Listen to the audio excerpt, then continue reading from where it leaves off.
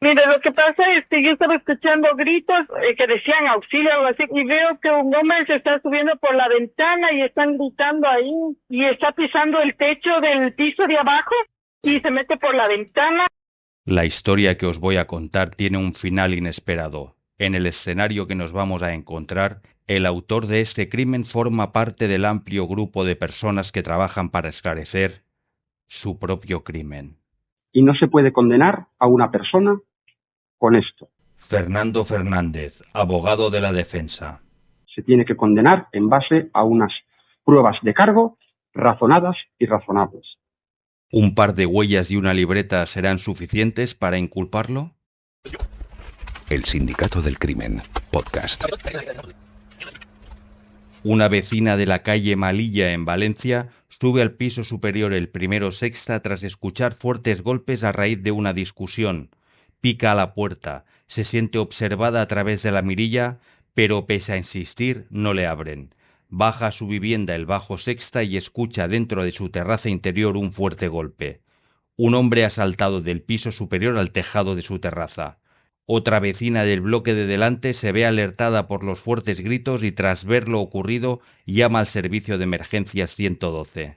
Emergencias 112, la tiene Raúl. Bueno, sí, yo vivo aquí en la carrera Malilla. Mire, lo que pasa es que yo estaba escuchando gritos que decían auxilio o algo así y veo que un hombre se está subiendo por la ventana y están gritando ahí. Ahora he visto en la calle a una persona subiendo por la ventana. ¿Qué quiere subir? ¿Por una ventana? Sí, ahora que le veo y está pisando el techo del piso de abajo y se mete por la ventana. ¿No sabe qué intenciones tenía esa persona? No lo sé. Muy bien, vamos a dar aviso a los servicios de emergencia. Gracias por su llamada. Gracias. 4 agentes de la policía se presentan en la vivienda a los 2 minutos. Se dirigen al primero sexta y no abren. Se quedan en la puerta 2 de ellos y los otros 2 bajan al piso de la vecina. Con la ayuda de una escalera suben al tejado de Uralita de la terraza donde han escuchado los golpes y a pie plano pueden ver en el interior del piso superior. A través del cristal de la puerta corredera del balcón ven un gran charco de sangre en el salón y los pies de un individuo cual parece estar muerto. Habla Javier Cárcel, del Grupo Operativo de la Policía Nacional. Después de ver esto a través del balcón, mi compañero se queda ahí abajo en la terraza y yo me dirijo de nuevo a la puerta del primero sexta.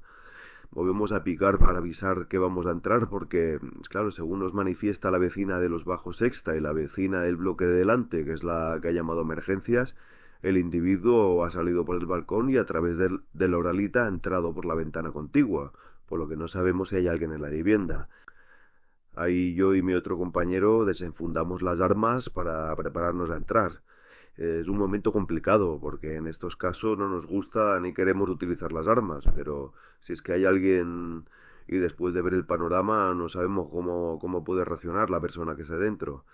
Bueno, forzamos la puerta, entramos, nos costó bastante porque esta tenía la llave por dentro y un cerrojo pasado, y ahí una vez dentro hay un pasillo, el pasillo no tiene manchas de sangre. A mano derecha lo primero que nos encontramos es un pequeño aseo que ahí sí que podemos observar que hay restos de sangre que han sido lavados. Y bueno, continuamos hasta el final del pasillo, que ahí sí que nos topamos con el salón y el cuerpo de la víctima. Cautelosamente vamos indagando y vemos que en el resto de las estancias no hay nadie. Sí que en el salón hay una puerta y ahí sí que nos embarga la tensión del ambiente, porque esa es la ventana contigua al balcón cual nos indica que ha entrado el asaltante. Bueno, advertimos a voces que vamos a entrar. Ahí eran más efectivos en caso que haya una persona dentro de la habitación y tengamos que hacer uso de la fuerza o incluso de las armas para reducir a esa persona. Pues por el balcón vamos a mirar por la ventana de esa habitación.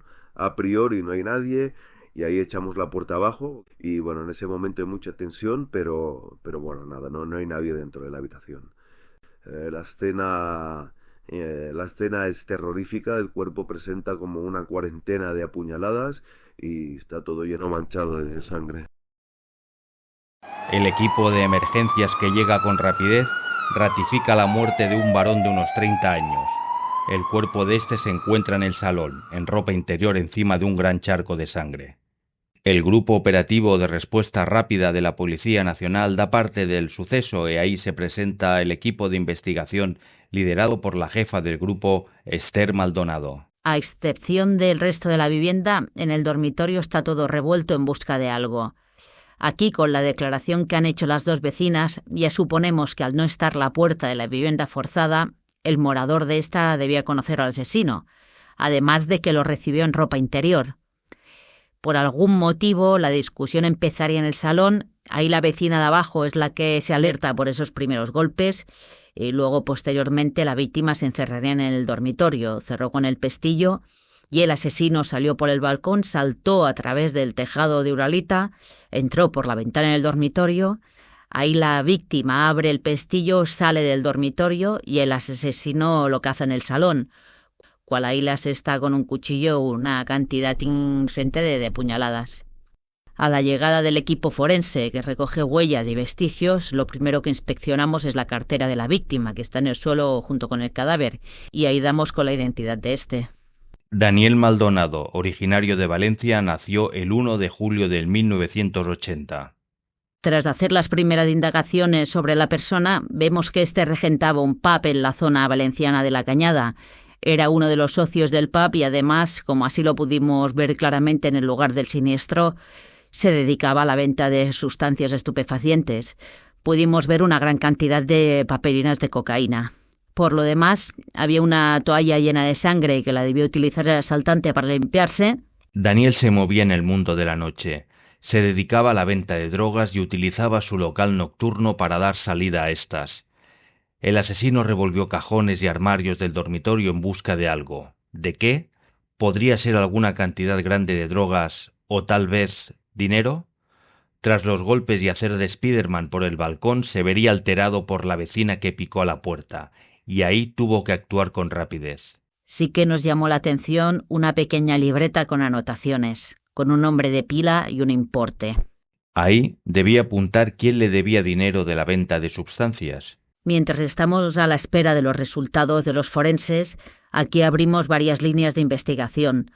A los informáticos les pedimos que nos desbloqueen el móvil y nos faciliten un listado con el tráfico de llamadas y mensajes que tuvo la víctima al día del crimen. Y tomamos declaración a los vecinos de la finca. Hay uno en especial que nos será de gran ayuda. Bueno, yo salí al balcón a fumar y veo a la vecina de los bajos que está en su terraza gritando y señalando hacia arriba como si se estuviese discutiendo con algún vecino. Al cabo un rato entra para adentro y yo me quedo ahí fuera mirando.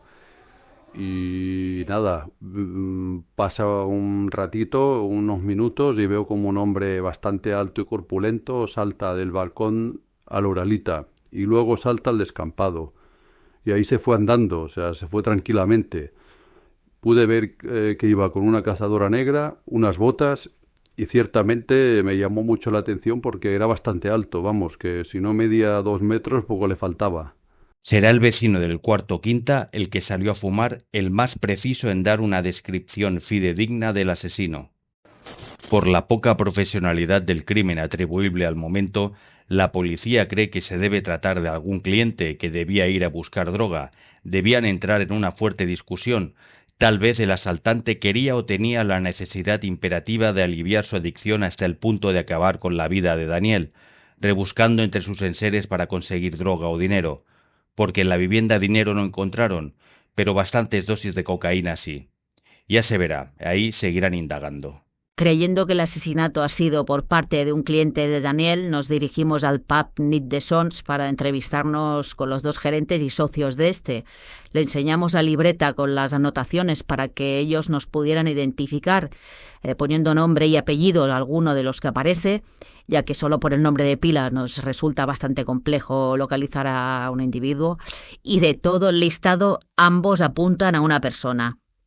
José Luis, alias El Camuflas, con un importe a favor de Daniel de 2.700 euros. Nos llama mucho la atención porque es mucho dinero, o sea que nos vamos a centrar básicamente en él. Van a la busca y captura y el 6 de octubre de 2010 le tomarán declaración. Cuando los investigadores creen que ya lo tienen... Bueno, cuando entro yo y mi compañero a la sala de vistas y vemos al Camuflas, pues bueno, vemos que no coincide con la descripción que nos dio el vecino del cuarto piso. Este es de complexión delgada, medirá 1,70, es moreno y nada destacable. Bueno, ante lo que puede haber sido un error de percepción por parte del vecino, le tomamos declaración. Y pues está tranquilo, muy, muy tranquilo, y nos confirma que efectivamente fue a las 6 de la madrugada a casa de Daniel a buscar droga, se fue, luego a la 1 del mediodía le vuelve a llamar para verse, pero le indica que no podía, que tenía que ir a comprar un regalo o algo así, indica, y nos enseña las 2 llamadas que ha hecho a Daniel. Y no aporta nada más. Ahí nos quedará cotejar esto y si hay algún resto de ADN cuando obtengamos las pruebas de los forenses. Si bien en la declaración los investigadores le piden si puede identificar a alguno de los nombres que aparecen en la pequeña libreta, le señala a Sebas M. Nos da una descripción que se asemeja mucho a la relatada por el vecino y además indica que es una persona prepotente, con muy mal genio y que mide 2 metros, dice. Pues nos vamos a centrar en ese individuo, máxime cuando ya son 2 personas que coinciden con la descripción física. El equipo de investigadores pedirá al equipo forense informático el informe del móvil de Daniel para ver si aparece en la agenda alguien que coincida con ese nombre. En el tráfico de llamadas ha recibido 3 de un remitente registrado con el nombre de Sebas Mor y un SMS con el siguiente mensaje: Tengo money. Piden a la compañía de teléfonos la identificación del número del remitente. No será un proceso instantáneo, por lo que antes llegarán los resultados de los médicos forenses. Daniel ha muerto por heridas de arma blanca. Exactamente tenía 49 puñaladas. En la espalda las menos profundas, debían ser las primeras recibidas en su huida. Otras más en el cuello y, fruto de defenderse, repeliendo el ataque, otras más en brazos y manos. Las más letales han sido 17 que recibió en el tórax. En la cocina el equipo forense se hizo con varios cuchillos y exactamente uno era compatible con las medidas de la hoja que correspondían a las heridas de Daniel, pero no había restos de ADN. La toalla que encontramos llena de sangre encima de la silla es probable que la hubiese utilizado para limpiar el arma, pero el perfil de ADN que había en esa toalla solo era de Daniel. No encuentran ADN de ninguna otra persona. Huellas sí, muchas, de 19 personas diferentes. Si no los tenemos fichados, es muy complicado encontrar y buscar a cada uno de los 19 individuos. ¿Qué hacemos? Empezamos por la más relevante, una huella de autor que le llamamos, que está debajo de uno de los cajones de PVC que tiene la víctima en un armario, a intuición de lo que creemos que iría buscando el asesino. Y la sorpresa es, cuando el equipo se pone a ello, pues me indican que esta huella pertenece a una persona que ya la tenemos fichada. Informativo de televisión del 7 de mayo de 1997. Y en Valencia la policía ha encontrado a un hombre asesinado en el domicilio con 30 puñaladas en el cuerpo. Los amigos de la víctima han denunciado su desaparición y esto ha hecho que la policía lo encontrase en estado de descomposición. De momento se desconoce el móvil del crimen. 1997. Francisco Javier Ginestar, músico, 30 años, mallorquín. También se dedicaba al menudeo de drogas y fue asesinado. La expareja de que conocía de las actividades ilícitas del que fue su pareja, indicó que había cerrado una operación de venta de drogas por la cantidad de 3.000 euros un día antes del crimen, dinero que no apareció en el registro de la policía. Los sospechosos eran Sebastián M. y su hermano. Cuando sucedió este crimen, yo aún no estaba en la comisaría de Valencia y por lo que pude leer en los informes se les imputó el asesinato a ambos. La declaración de un vecino que fue testigo indicando que los vio salir del ascensor y de la viuda del músico que indicó en el entierro que Sebastián llevaba un reloj muy llamativo y caro que pertenecía al difunto, no fueron pruebas suficientes para que pudiesen pagar por el crimen. Pero lo llamativo y curioso de este crimen será lo siguiente. Cuando las operadoras de telefonía nos pasan la identificación de los números de los remitentes que se ajustan al tráfico de llamadas y mensajes, vemos que lo que indicó el camuflaje era cierto. En la hora del suceso estaba fuera del radio de las antenas. Y el remitente agendado con Sebas Mor de las llamadas y el mensaje pertenece a Sebastián M. Pero a todo esto hay un hecho que nos preocupa y que nos complicará la investigación. Pues generó inquietud, miedo y bastante desazón. Teresa Domínguez, jefa de sucesos del periódico Levante. Pese a la gran cantidad de dinero que debía el camufla según las anotaciones de la libreta de la víctima, Sebas M., con una cantidad a deber inferior, atiende a la descripción física y cuenta con una investigación a sus espaldas, además de un buen currículum. El trabajo era una persona totalmente correcta y en el trabajo no había problemas. Luego sí, ya nos enteramos de que sí, que efectivamente fuera del trabajo, bueno, pues había tenido un montón de juicios por peleas y también que consumía drogas y accidentes de coche. Este señor que han oído es Santiago Rincón Velázquez, jefe de la sección forense anatómica de Valencia y en el ámbito laboral, supervisor de Sebas M. Es una sorpresa para nosotros. O sea, la persona que estamos investigando trabaja en el Instituto Anatómico Forense. Los cuerpos de cualquier víctima van ahí para que le practiquen la autopsia. Es que desde muy joven Sebas ya entró a trabajar ahí con su padre como mozo de autopsia. El cuerpo de Daniel, cuando el juzgado hizo el levantamiento del cadáver, fue directamente al anatómico para que le hicieran la autopsia y ahí buscar, entre otras cosas, pruebas de ADN del asesino. Manipuló ese cuerpo, bueno, pues como la forense decidió que ese día no se podía hacer la autopsia porque no había medios humanos suficientes, ese cuerpo fue a parar al congelador, a la espera del lunes iniciar el examen forense. Sebas trabajó al día siguiente de la recepción del cuerpo. No tenemos restos de ADN en el cuerpo, no tenemos restos de ADN en la vivienda, solo tenemos una huella en el cajón de PVC. Y sí, tenemos las llamadas y el mensaje.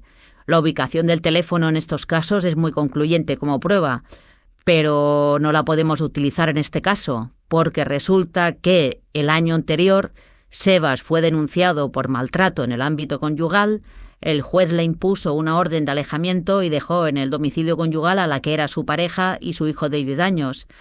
Este se fue a vivir a casa de su madre en el mismo barrio de Malilla, a 400 metros de Daniel, la víctima. Aunque esto parezca extraído de un guión cinematográfico, no lo es.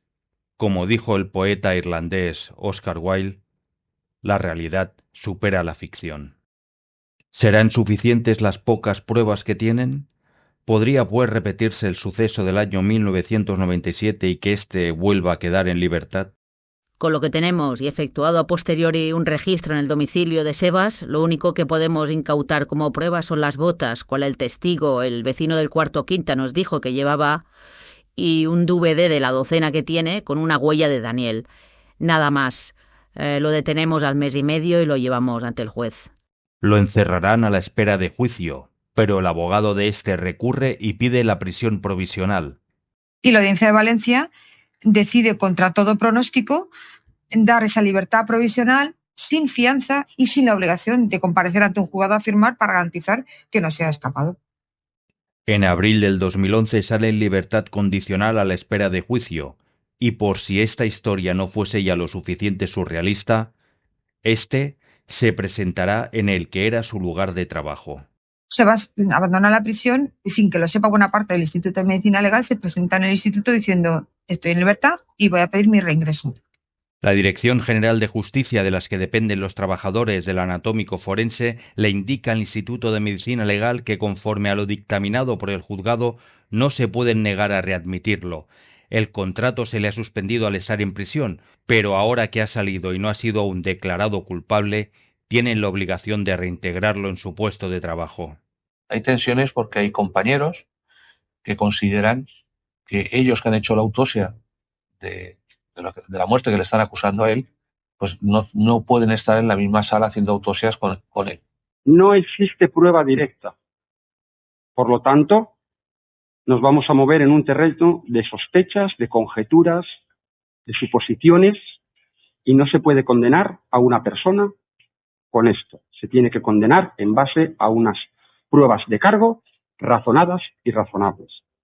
La casa estaba llena de sangre, llena. Paredes, mesa, habitaciones, comedor, todo, absolutamente todo.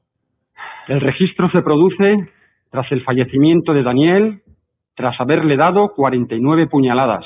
Y sin embargo en el cajón de plástico solamente aparece una huella, ningún rastro de sangre y ningún rastro de sangre en la huella. El 7 de febrero del 2013, 2 años y 3 meses después, empieza el juicio. ¿Conocía usted a Daniel Maldonado? Sí. Abogado defensor y Sebas M. en el juicio. ¿Cómo podría catalogar o tenía determinar? muy buena relación con él. De hecho, subí a mi hijo a jugar a la Xbox con él. Yo iba a jugar con él a la Xbox, al ordenador. O sea que muy buena relación. ¿Qué cantidad de dinero se gastaba usted en droga al mes, en cocaína? Pues unos 90 euros, 60, depende. ¿Y la cantidad de droga que usted compraba a Daniel era una cantidad de droga que usted pagaba? Sí, siempre.